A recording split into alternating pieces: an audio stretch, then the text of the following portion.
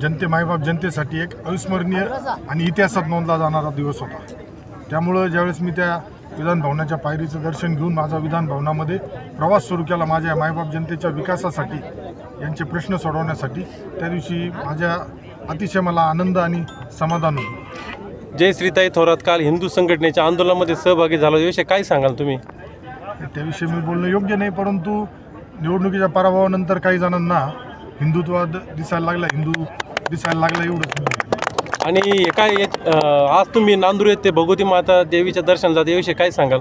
नाही, देवीचं दर्शन घेण्यामागे एक त्या भागातील जे आमचं मोरदाराचा आहे ते धरण, आपल्याला त्याबाबत पुढं काय करता येईल, पाण्याचा जो प्रश्न सोडवण्याचा आहे, गेल्या कित्येक वर्षापासून निवडणुकीच्या अनुषंगाने मोरदारा प्रलंबित ठेवलं गेलं होतं, तर माझा प्रयत्न राहील की पाणी करून वरिष्ठ स्तरावरती अधिकाऱ्यांशी चर्चा करून आपल्याला लवकरात लवकर पाण्याचा प्रश्न सोडवता येईल। विधानसभेच्या रणधुमाळीमध्ये अनेक तुम्ही मतदारांना वचनं दिली आहेत, हे पूर्ण या 5 वर्षामध्ये होतील का?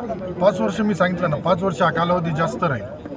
मला 40 वर्ष सारखं करायचं नाही का, 40 वर्ष सत्ता असून, मंत्रिपद असून, लोकप्रतिनिधी असून प्रश्न प्रलंबित ठेवायचे नाही। मला जो कालावधी माझ्यावर जो जनतेने विश्वास टाकला, 5 वर्षाच्या आतमध्येच जेवढ्या लवकर शक्य होईल तेवढ्या लवकर मी या भागातील पाण्याचा प्रश्न, रोजगाराचा प्रश्न, आरोग्याचा प्रश्न सोडवण्यासाठी कटिबद्ध आहे। धन्यवाद।